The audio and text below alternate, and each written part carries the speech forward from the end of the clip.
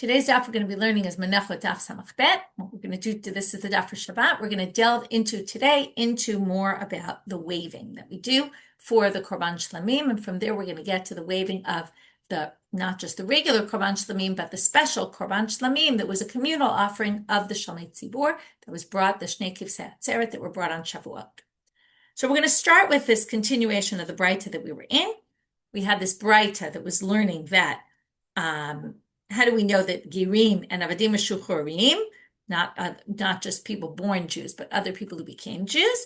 We said Hamakriv, but then they said, wait, doesn't the Makriv talk about the Kohen? And then we saw from there the Kohen and the owners together wave the offering. Okay, and then in the end, it seems like we can learn both.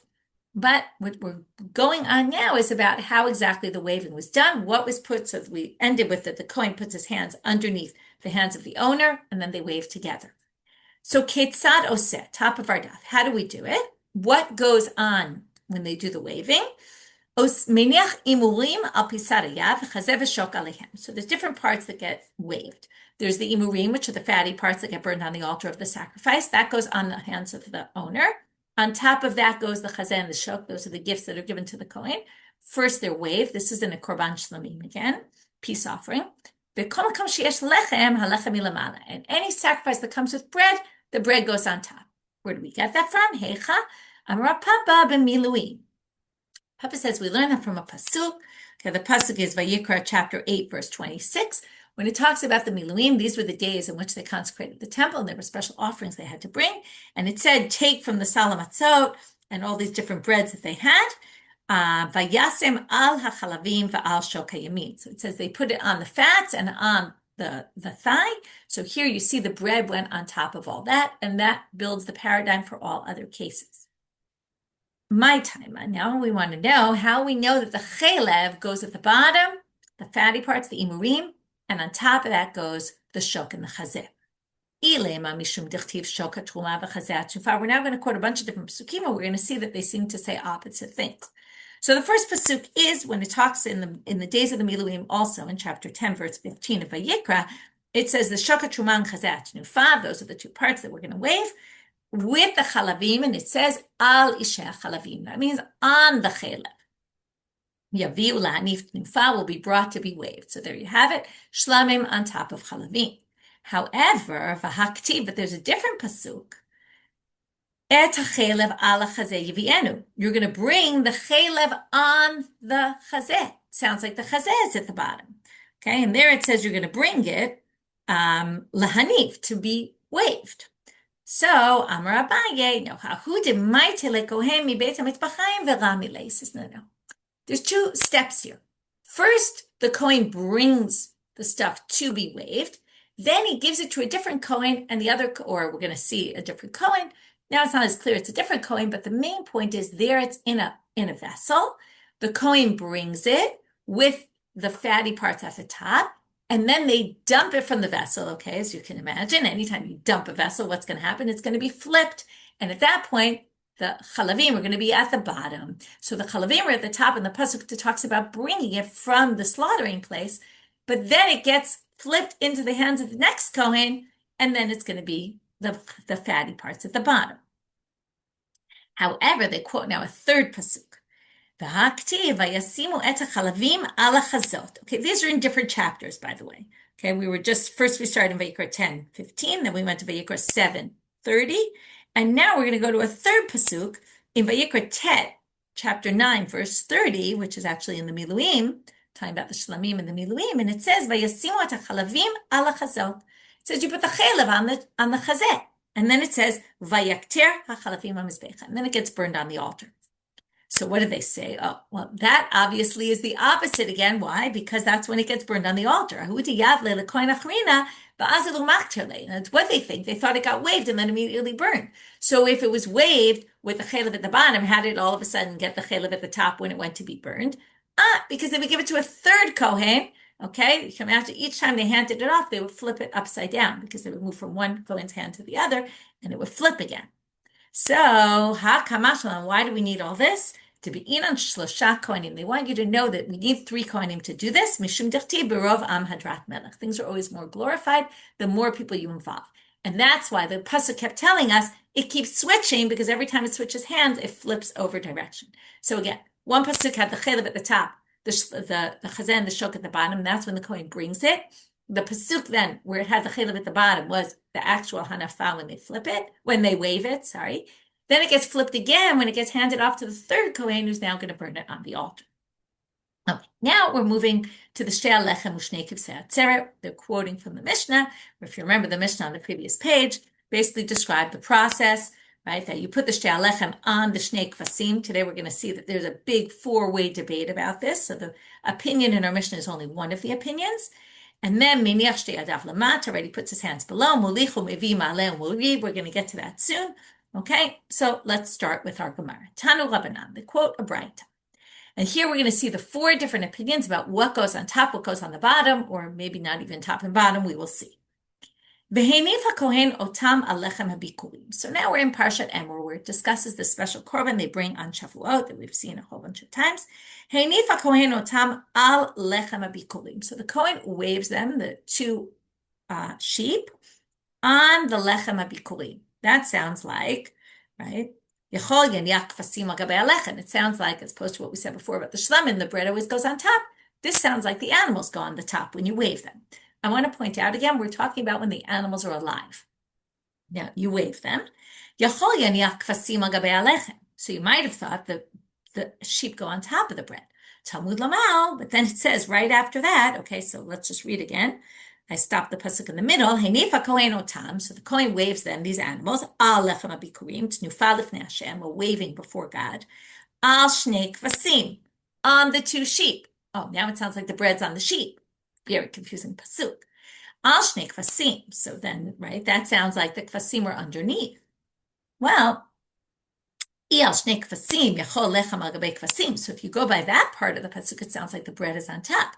So Talmud Lamar, alechem habikurim, going full circle back to the beginning, but then it says the animals are on the bread. So now we're completely confused because we've basically taken these two psukim and said this one says that one says that. Now what do we do?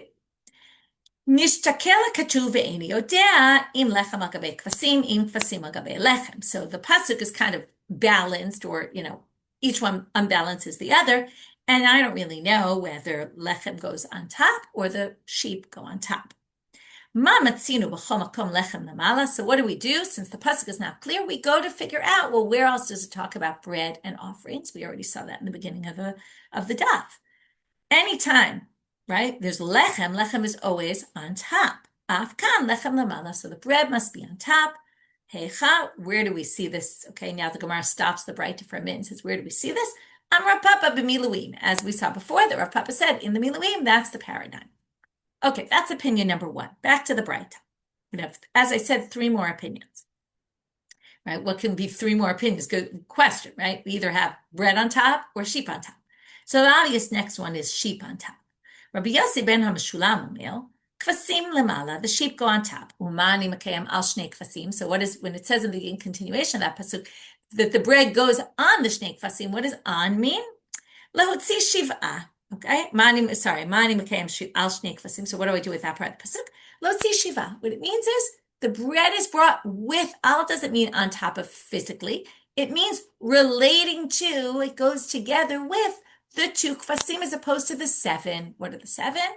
Remember, there's the korban musafim of that day. We bring 7 korbanot olav sheep, as opposed to the 2 that are shalmei tzibur. They're peace offerings, that are communal peace offerings.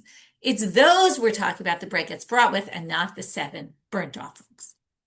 Okay. Third opinion. Chanina ben Chachinai Omil, meniach shtei alechem ben yerechotehem shel kvasim umenif. Well, if you can't have bread on top or sheep on top, what are you going to do? You're going to do both. How so? You're going to put the bread in this big debate about how this is. I'll go with the one that seemed likely to me. You put the animal on its side with its 2 legs, one on top of the other, and you put the bread in the middle. And in that way, the bread is both on top of the sheep and the sheep is on top of the bread. And that way you solve both. So let's read that inside. You put shtei halechem ben yerechotehem. It goes between the 2 thighs of the kvasim, umenif, and then you wave. And that way you fulfill both psukim. Lechem al gabei kvasim, kvasim al gabei lechem. Bread on the sheep and sheep on the bread. Creative, right? A Rebbe comes and says, what kind of a crazy opinion? We're now up to opinion number 4. Lifnei melech basar v'dam ein osim ken. Lifnei melech malchei hamlachim hakadosh baruch hu osim ken. Right? What do you mean? Before a king, you wouldn't do that. Stick the bread in between the two legs of the animal. Disgusting. Why would you do that for God? That seems like a crazy opinion. Ella, he's got the unique other interpretation, which is they're next to each other. They're not even one on top of the other, and that resolves the problem. It's not that on top of that or that on top of that. They're just next to each other. Al. No, so now the Gemara asks, al, but it says on. On sounds like one is on top of the other. How do you relate to that? So, okay, now Rebbe's not here to answer that question, but Amar le Rav Chisda le Rav Hamnuna, Amar le Rav Hamnuna le Rav Chisda. Either Rav Hamnuna said to Rav Chisda, or Rav Chisda said to Rav Hamnuna. Rebbe le ta'ameh. Rebbe is consistent with his opinion elsewhere. Da'amar al b'samuch. He understands the word al in the Torah to be understood in other cases as next to. Okay, just like I said, al before was relating to, right? It has to do with the shnei kvasim. That was one interpretation, as opposed to the 7. This is saying al means next to. They just have to be next to each other. One doesn't need to be on top of the other. Titania, where do we see that Rebbe says that al means next to? V'natata al ha'ma'arechet levonasaka. You're supposed to put on, now, let's just talk about the shulchan. The shulchan is where the lechem apanim went, and there were 6 shelves. Okay, sorry, there were 2 sets of 6 shelves each, and on each shelf was a loaf of bread. That's called the ma'aracha, is the set of 6 shelves that held 6 loaves of bread.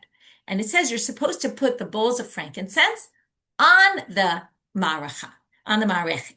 So Rebbe says, al is b'samuch. You didn't put it on top of that part of the table, those shelves. You put it next to it on the table. So al is b'samuch. So now the Gemara, the Braita says about this. After Rebbe says that, wait, when you say al, it's next to, maybe it really means on top of. So Rebbe says, when it says in the pasuk, v'sakota al ha'aron et ha'parochet, you put on the aron the parochet. Now, what was the parochet? It wasn't on top of the aron kodesh, which was sitting, the aron habrit, which was sitting in the kodesh kodeshim. It was a barrier between the heichal, the sanctuary, and the kodesh kodeshim.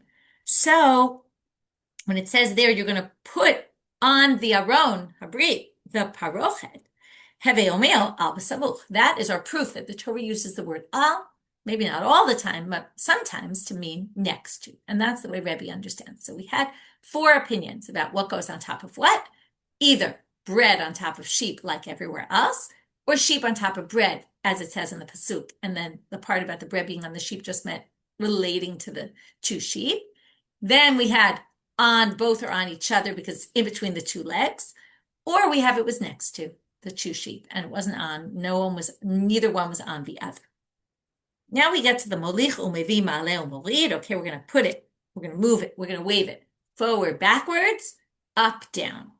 Okay, now, we're going to see what forward, backwards means. Okay, molich, go forward, and mevi, and bring it back. Amar Rabbi Chia bar Abba, Amar Rabbi Yochanan. Molich umevi. So now what's the significance of all this? Molich umevi, we're going to have 2 opinions of what the significance is. Molich umevi lemisha ruchot shelo. We're going to do forward and backwards to the person. That's showing the 4 directions. Some people say it means forward, backwards, right, left. Okay, we're going to have to go all 4 directions to show 4 directions. Others say no, 2 directions because 2 already means 4.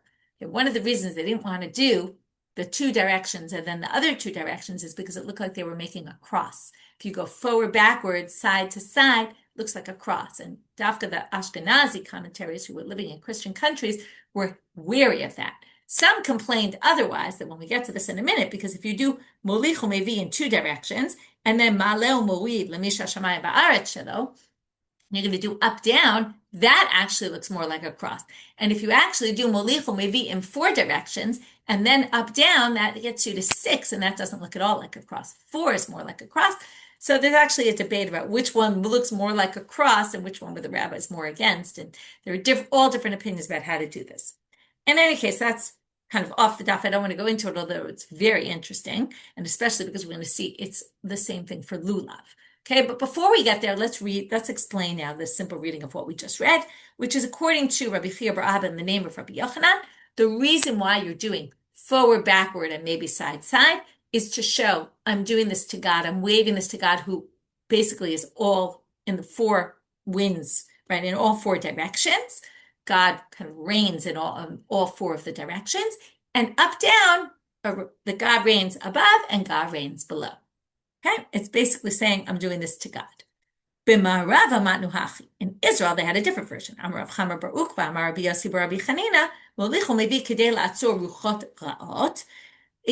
has to do again with the directions, but what is it? It's to basically get away the bad spirits, okay? The bad winds, okay? Winds which were reflective also of evil spirits, or maybe just bad winds, like bad weather, okay?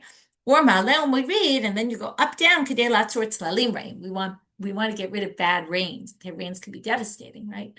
Rains could be good. So it's a way of it's a type of prayer to say we're trying to ward off any kind of bad weather. Right? You can imagine why the weather was everything for people in those days, right? Bad weather could ruin, even nowadays, bad weather could get in the way of things. Also here. Amar Rabbi Yossi bar Rabbi Avin. Zot omeret. Now, Rabbi Yossi bar Rabbi Avin says from the fact that these are going to ward off all sorts of bad things, Zot omeret shiarei mitzvah makvin et haporanu. What do you see? We can prevent bad things from happening by even small things like remainders of mitzvah, things that are insignificant parts of mitzvah. The waving is not the most important part. It's the important part, the blood. Remember, sprinkling the blood on the altar. This is just a side part, which is not even so critical. If you don't do it, you'll fulfill your obligation anyway. And yet, look what kind of power it has to ward off all sorts of evil things, whether they're evil spirits or, more like evil bad weather. How do we know this? Because Dahat Shnufa Shirei Mitzvah, right? Because Shnufa is a Shirei Mitzvah, V'otzeret Rucho Ra'od U'Tulalim Ra'im. And it's able to ward off these bad things. Amar Rabba, there's a big line, V'chein Belulav. And in fact, V'chein Lulav, we saw this whole sugya in Sukkah because they quoted it in Sukkah because it's also true for Lulav. These are the same directions that we wave our Lulav. That's where we get that we wave our Lulav in 6 directions. By the way, there's also opinions that say you have to, in each one, you have to wave it 3 times within. And that all commentaries on this. You could look at Tosfot if you're interested. He talks about that in the long Tosfot on today's daf. I'm all about shaking the lulav and also about waving in the temple. Rav Acha bar Yaakov mematile umaitile umachve hachi. He would bring it forward. He would go forward and back, and he would he would take his lulav, and he would say as he went forward, umachve v'hachi v'amar, and he would go like that, and he would say, gira be'eni desitam, shooting an arrow in the face of the Satan. It was like a way of, again, talk about warding off evil spirits. Vilad milti, but you shouldn't do this. It's just going to get the Satan all riled up. If he sees you going at him with an arrow, that'll get him starting to bother you. Just be quiet about it and don't make a big stink. Tanu Rabbanit. That was all about the directions of the waving. Now we're moving. Zivchei shalmei tzibor tunim tnufa la'achar shrita utnufatan kimot shehem divrei Rebbe b'chachamim omrim b'chazeh v'shol. We now have a debate between Rebbe and the rabbis. Until now, we were discussing the waving when the animals are alive. What happens after we slaughter the animal? After we slaughter the animal, the Torah doesn't say you're supposed to wave it, but both Rebbe and the rabbis learned that you have to wave it also after. There's a process of waving. The debate between them is what gets waved after the slaughtering. Is it, now remember, the shlamim that we learned about previously at the end of yesterday's daf is waved after slaughtering, not before, only after. And what do you wave? The chazeh and the shok, right? Just those 2 parts that go to the Kohen. So the debate now is which parts of the Shnei Kivsei Atzeret get waved in the second stage, after the slaughtering. The whole animal, obviously before the slaughtering, it's the whole animal because the animal is whole. If you start taking it apart, you won't be able to slaughter it. So it's whole at the beginning. The question is it whole the second time when you slaughter it, after you slaughter it, or do you just, and then you slaughter the whole animal that you have there, or do you cut it into parts and just wave the chazeh and the shok, the thigh and the chest? So Rebbe says the whole thing, and Chachamim say the chazeh and the shok. B'mai kami pagi. What's the root of their machloket? We're going to have 3 different opinions here. So the first opinion is Amar le Rav Chisda le Rav Hamnuna, but Amar le Rav Hamnuna le Rav Chisda. The same debate we had before, who said what to who, but it's Rav Chisda and Rav Hamnuna, and one said to the other, Bidon mina umina, Bidon mina va'oke ba'atra kami pagi. They argue about a type of drasha. Do we say, when we learn one thing from another, don mina, learn from it, the principle, the idea, right? Where are we learning that there's waving after, we're learning it from the shlamim. Just like a regular shlamim has after the slaughtering, also here we do it after the slaughtering. But the question is, how do we wave it after? Do we learn that also? That would be dom mina, learn from it, and umina, and the details are learned from it. Or do we say dom mina, learn the general principle, ve'okeh ba'atra, but keep it the way it is in this scenario, in the usual kivsei atzeret. Okay, now we're going to see what this means. So let's read it through. That would be dom mina ve'okeh ba'atra, but it's going to be more similar. The way we're going to learn it is going to be more similar to it itself rather than learning everything from the shlam. So what does that mean? Rabbanan savrei dom mina umina. The rabbis who say only chazeh v'shok is going to learn completely from the shlam. Mazivchei shalmei yachid tunim tnufa. So first we're going to do the drasha. Just like individual shlamim offerings need to be waved, la'achar, right? So la'achar shlita, after slaughtering. Av zivchei shalmei tzibur. These communal peace offerings also tunim tnufa la'achar shlita would have to be waved after slaughtering. Umina, and we're going to learn it completely from there. Mahatam b'chazeh v'shok, av hachanami b'chazeh v'shok. Only the parts that are waved in the regular shlamim offering are going to be waved here because we're going to learn from there and learn it completely from there. The Rebbe savar domina v'okeh ba'atra. Now, learn from there the principle, but then learn the details the way they are here, meaning, mazivchei shalmei yachid, so we're going to start the same way. Just like individual peace offerings, tunim tnufa la'achar shlita, need to be waved after slaughtering. So also communal ones need waving after slaughtering. But we're going to learn it from itself. There in the individual peace offerings, it's just the chazeh and the shok that get waved. But here they get waved completely. Why do we wave the whole complete animal? Just like when they're alive, the whole thing gets waved. Also, after the slaughter, the whole thing gets waved. And that's the first way of understanding the machloket. Now we're going to go to Amud Bet. Rav Papa Amar, Dekule Alma Dom Minau Minau. Rav Papa says, no. Everyone says that you're going to learn from Shlamim completely. Okay, well, then how do we have a debate? Well, Hainu Tama de Rebbe. Now you have to understand Rebbe. Why does he say we do the whole animal here? Ki hatam. Well, we still learn it from the shlamim, but in what way? It's like the shlamim in what way? Mahatam davar shematana lekohen. What part of the individual shlamim goes to the kohen? Just the chazeh and the shok. But av hacha, what goes to the kohen in the kivsei atzeret? The whole animal. So av hacha davar shematana lekohen. So also by us, it's going to be specifically the part that goes to the kohen. Okay, so we're going to learn it, but the concept, not the actual parts, but the parts there that get waved are the parts that go to the Kohen. The parts in this one that get waved are the parts that go to the Kohen. Ravina is going to say the opposite. Ravina Amar Dekule Amadomi Nava Okeba. Everybody says you've learned the principle from Shalmei Yachid, but you're going to learn the details from the Kivsei Atzeret themselves, and now you have to understand the rabbis then. So Hainu Tama de Rabbanan, so why the rabbis say then only Chazeh and Shok? Because Shalmehem Ribuyahu. In other words, in general, they say when you're going to learn something, you only learn the principle from there, but the details are going to be more similar to here when there's a conflict. But in this case, we're going to do it differently because there's a pasuk when it talks about waving the chazeh and the shok. It says, this was Zayin Lamed Dalet in Vayikra, Ki et chazeh shnufa v'et shok tchuma lakachti me'et b'nei Yisrael mizivchei shalmehem. Okay, it says I'm going to take the chazeh and the shok. It's for the kohanim. From zivchei shalmehem, from their shlamim.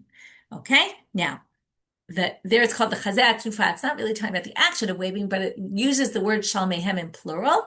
That means the shlamim get waved here in the same way they get waved there, because our shlamim is included in that word shalmehem. Those are our three opinions about what the debate is between Rebbe and the rabbis. The second waving, which is done after the slaughtering. How is it done? Is it the whole animal or is it just the chazeh and the shok? Now we get to a cute line of Rabbi Shimon, okay, and he actually has another one like this in Chulin. When we get there next Masechet, we'll try to go remember this one. Rabbi Shimon Omer, Shlosha minim tu'unim shalosh mitzvot. There's three types of sacrifices that have three different elements about them, three different things. One is smicha, while the animal's still alive. One is waving when the animal's still alive. and one is waving after we slaughter the animal. But with each of these three korbanot, shtayim b'chol echad u'shlishit ein bahem. We're going to have a different two, a combo of 2 out of 3 are going to apply to each animal sacrifice, but each time a different 2. And the third one's not going to be in each one of them, okay? So you're going to have 1 and 2 and not 3. You're going to have 1 and 3 and not 2. And you're going to have 2 and 3 and not 1, okay? In each of these 3 sacrifices. So what is that? Eluhen, you'll see, if you didn't get it yet, we're going to see it right now. Zivchei shamei yachid v'zivchei shamei tzibor v'asha mitzvah. So each of these 3, the 2 we've been talking about, the shlamim of an individual, the peace offering of the community, which is the kivsei atzeret, and the asham of a mitzvah, the guilt offering that a leper brings. So zivchei shamei yachid tu'unim smicha chayim u'tnufa shchutin. So the individual peace offerings, you have to do smicha, put your weight on the animal, right? Put your hands on the animal, and do the tnufa once it's slaughtered, but you don't. You don't wave the animal when it's alive. Zivchei shamei tzibor, the one we've been discussing, the kivsei atzeret, tu'unim tnufa chayim u'shchutin. They do 2 wavings, both when the animal's alive and when the animal's dead, which we just learned. Ve'im b'hem smicha, but you don't do smicha because it's a communal offering. See later, the communal offerings generally, other than 2 exceptions, don't have smicha. Asham metzora ta'un smicha u'tnufa chai. So the asham of the leper, the guilt offering, needs smicha and waving when it's alive. But which one's missing? Ein bo tnufa shachut. So you see each one has 2 and not the third. Okay, not a third. If you use it now, we're going to go through each 3 and suggest that by a kal v'chomer, you should actually say that the third one applies to each one, the one that was missing. Okay, and then we're going to have each time a special pasuk that says no. You can make a kal v'chomer and get to the fact that the peace offering of an individual should be waved when the animal's alive. You could say it like this. If the zivchei shamei tzibor don't need smicha when they're alive, and yet they need tnufa when they're alive, so wouldn't you think zivchei shamei yachid shetunim smicha? So the individual ones that need waving when need smicha when it's alive, wouldn't you think if it needs smicha, if the one that doesn't need smicha gets waved when it's alive, wouldn't you think the one that does have smicha when it's alive would also need to be waved when it's alive? So they say, no, mi'et rachman agabe shamei tzibor otam. There's a pasuk about the shamei tzibor that says specifically, v'henif hakohen otam. These get waved and something else doesn't get waved when it's alive, and that's libe'ute zivchei shamei yachid. That's to exclude the shlamim of the peace offerings of the individual. Okay, second question. It's going to be the exact same idea. Why don't we say that the communal ones need smicha by a kal v'chomer?